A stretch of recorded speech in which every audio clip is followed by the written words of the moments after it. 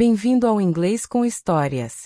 Aqui, ajudamos você a aprimorar seu inglês com vídeos que apresentam histórias diferentes para auxiliar no aprendizado. Não se esqueça de curtir, se inscrever e aproveite sua história. The Boy Who Couldn't Sleep. On the day that he was born, Max slept for most of the time. And in the first weeks of his life he slept like other babies. But when he began to look around him, he didn't sleep so much. He slept for a few hours at night and a little in the daytime. Then he stopped sleeping during the day. He was awake for 20 hours. His eyes were always open. His mother, Samantha Price, was very surprised. She said that the world was a very interesting place, and perhaps Max wanted to see everything. She thought this was because he was intelligent. The doctors and pediatricians were also very surprised, but they said that they didn't know why Max slept so little. Then a child psychologist studied Max's case. He said that it wasn't a very strange case. His studies showed that a lot of modern babies were sleeping less. He wasn't sure why, but he had some ideas about it. 200 years ago people went to bed earlier than today, he told Samantha. Generally, life was slower in the past and people slept longer. They worked a lot and they didn't have much money, so they often stayed at home after work and went to bed when it got dark. You see, there was no television and there weren't any electric lights. Electric light is different from candlelight. It is brighter and it keeps you awake. Babies are influenced in mysterious ways by the world. And if the world is fast, noisy, and bright, and if people often go to bed very late, babies will feel this and they won't sleep so much. Are you sure, doctor? Samantha said. I think that Max doesn't sleep because he finds the world so interesting. He's very intelligent. Yes, that's possible, Mrs. Price. But it's true that our society is becoming more nocturnal. The psychologist's words surprised Samantha. She couldn't believe him. But when she told her husband Derek, he said, "Yes, it seems crazy, but our world is crazy. The psychologist may be right. But we'll see. Perhaps it will pass and Max will sleep like other babies." When Max was 5, the doctors said he was a hyperactive child. Every night Samantha tried to put him to bed at 8:30. But he wasn't sleepy. Samantha became angry. Derek was angry too. They shouted at Max and finally he went to bed at about 9:30. But he cried and he never fell asleep before 11 o'clock. Then he woke up between 4 and 5 in the morning, and he wanted to play. Samantha and Derek were always tired and nervous. When Max was 8, he slept about 2 hours at night. Now Samantha and Derek went to bed while he continued to play quietly with his toys or his computer. He did lots of things to pass the time and he didn't often feel bored. He liked the electronic light of the TV or computer. He was always in the light. If he was in the dark for a while, he became nervous and depressed. It seemed that he needed light. "I think he's a mutant," Derek said one day, and he laughed. But he was half serious. "What do you mean?" asked Samantha. "Nature is trying to produce a new kind of human, and Max is an experiment," Derek replied, laughing. "He's a child of the future." When Max was a teenager, he was awake for most of the day. At night he went to discos or all-night parties. He watched videos or late-night films on TV, and he listened to music. He went to school every day, but he didn't get up in the morning like other children. At school his friends were surprised because he wasn't sleepy. And he worked hard. He liked learning new things and he read a lot of books. He wanted to know all about life and the world. When his friends asked him about this, he said, "I want to understand everything. The world is a big, interesting place and life is short. We sleep too much. Sleep is a waste of time." Samantha and Derek were feeling better now because they usually slept well. Derek accepted Max's condition more than Samantha. He said it was true that Max was different, but in other ways he was normal. He liked sport, clothes, music, and girls. How can you say he's normal? Said Samantha. A normal person can't always live in the light of day or electricity. Normal people can't live without sleep. It's impossible. Max must sleep or one day he will die. One evening Samantha put some strong sleeping tablets in Max's tea to see what would happen. When he began to look sleepy, she called Derek. Look, she said excitedly. He's going to fall asleep.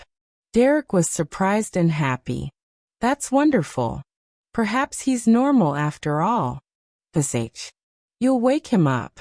After about half an hour Max opened his eyes. What's happening? He said looking around. You fell asleep, said Derek with a big smile. Asleep? Me. Max looked angry. How long? About 30 minutes. Oh no. I don't want to sleep. There's too much to do and see in the world. But how did I fall asleep? Samantha said quietly. I gave you some sleeping tablets. You what? Derek shouted. Give them to me, Mum, said Max. Samantha looked very unhappy. Oh, you must sleep. Max. Why don't you sleep? I don't need it. When you sleep, you don't know anything. You can die in your sleep and you won't know about it. When you sleep, you can't see or hear anything. I don't like that. But everybody in the world sleeps, Max. I know, but not me. I want to see, hear, and know. Now give the tablets to me, Mum. Slowly Samantha put the packet in his hand. But she couldn't stop herself. She was always thinking about Max's condition. One day she wrote to a famous neurologist who was an expert on sleep. Dr. Somas answered her letter, asking if he could do some tests on Max. Max said yes. After the tests, Dr. Somas said that Max's brain waves were different. His brain produces very strong alpha waves, the doctor explained. These are the normal waves when we are awake. But his brain doesn't produce any slow waves, which are normal when we are asleep. It's strange. I've never seen this before. So he really doesn't need sleep? Asked Derek. Sometimes perhaps, just a little. And he is a normal, healthy person? Samantha asked. Yes, he is. But there is a problem. Sleep restores the body. If the brain is always awake, the body is not renewed. And so, it will get old faster than normal. Samantha was looking at the doctor with big, frightened eyes. Do you mean that Max will die young? I don't know, Mrs. Price, but it's possible. I would like to do some more tests. Dr. Somas' tests showed that Max's body was getting old faster than normal. He was 18, but he had the body of a man of 35. Samantha and Derek were shocked. How long will he live? Derek asked. That's a very difficult question and I don't know the answer. Oh, isn't there anything we can do, doctor? Samantha cried. How can we help him? Dr. Somas was silent for a moment. Well, I know of a drug that can make him sleep. But it's a very strong drug. If he takes it for a long time, or if he takes an overdose, it will kill him. And it is addictive. With time he will want more of it. Samantha and Derek said nothing. They only looked at each other sadly. So if he takes this drug, he will live longer, am I right? Said Derek. I'm not sure, Mr. Price. You see, he will be a drug addict and the drug will kill him in the end. Oh God, this is terrible, cried Samantha with big tears in her eyes. Which will kill him first, no sleep or the drug? Again, I can't be certain, replied Dr. Somas.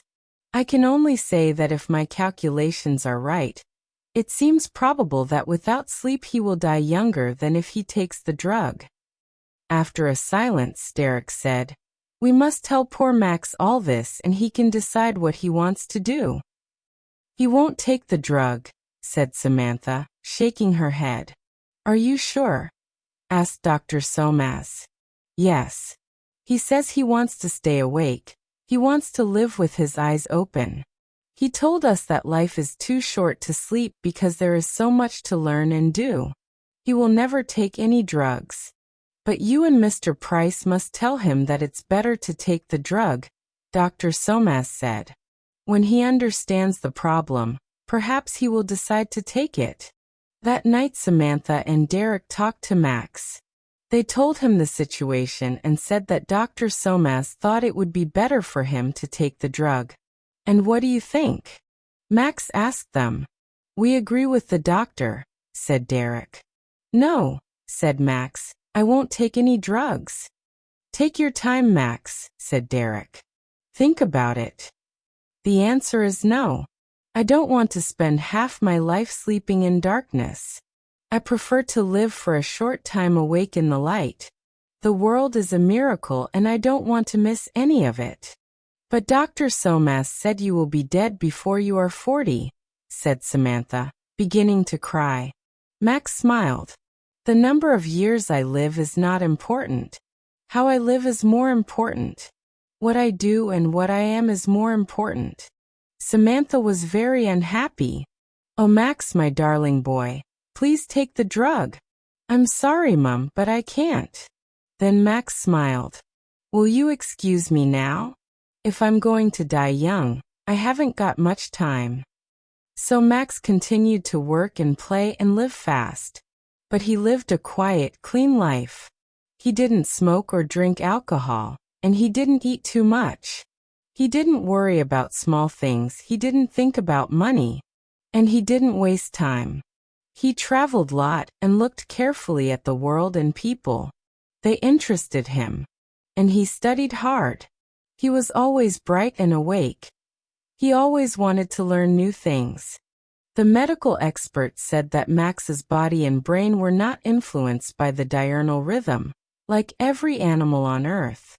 I'm sure he's from another planet, laughed Derek. He liked Max's strange condition now. It was different. But Samantha didn't like it. She did everything possible to make Max normal. For years, only a few doctors and scientists knew about Max's condition. Samantha and Derek didn't tell anybody. It was a big secret. So Max lived quietly and he was happy.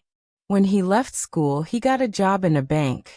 Then he met a girl called Wendy and they fell in love and got married. Max was 30 years old. He didn't tell Wendy about his condition, so she didn't know anything. But she began to notice things, and one day she told Samantha that Max didn't sleep much but he was never tired. The two women talked, and finally Samantha told Wendy the secret. Wendy was shocked and amazed. Is Max really going to die before he's 40? Nobody knows. Dr. Somas said that if he lives quietly, he will probably live longer. But listen, Wendy. You must not tell anybody about this. Not even your friends. Nobody must know. It's a big secret. Why? Said Wendy. Because he must live quietly. Then he will be happy and he will live longer. So the world must never know. Especially the newspapers and magazines. They must never, never know. Do you understand, Wendy? You must never say anything to the media. Promise. Yes, all right, I promise, Wendy answered. Wendy was a good person and a good wife, but she liked money and she liked a lot of it. She loved spending money. So when she saw beautiful clothes in the shops, she was often angry because she couldn't buy them. Max didn't get a lot of money as a bank clerk. So Wendy began to think. She thought, I'm going to have a child soon. If Max dies before he is 40, what will happen to us? I must think about the future. One day she decided to speak to Max about it.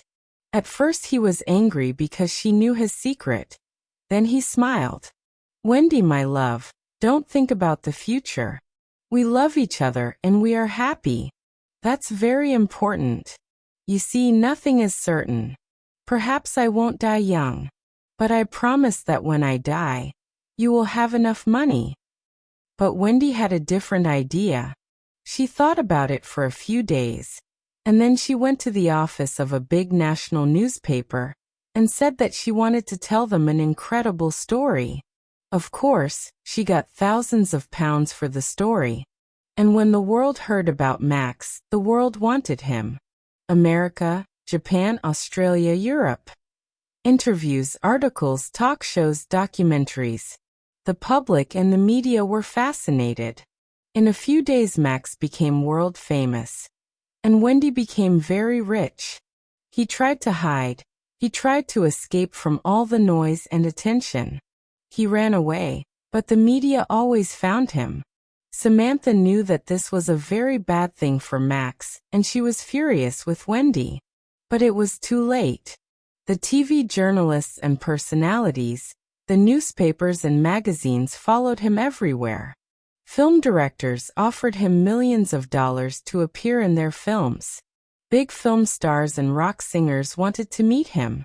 Max became unhappy. He became ill. He didn't eat and he got very thin. He lost his concentration and he stopped working hard. He also lost his interest in the world, in people, in life. He didn't want to learn new things. He locked himself in his room and sat alone night and day. And Wendy continued to spend the money. One day Samantha visited him, and she was shocked because he had changed a lot. He looked gray and tired. He looked old. His eyes were heavy and there were dark shadows under them. Then, while Samantha was talking to him, the impossible happened. He yawned. She couldn't believe her eyes. "Are you sleepy, Max?" she asked. "Yes. I want to sleep." And in a few moments he was asleep. He slept for a few hours. But when he woke up, he was still tired. A few days later he slept again. And then little by little he began to sleep like a normal person. "You sleep 8 hours a day now, Max," Samantha said, frightened. "What's happening to you?" "I don't know," he replied. "I feel tired. I need to sleep."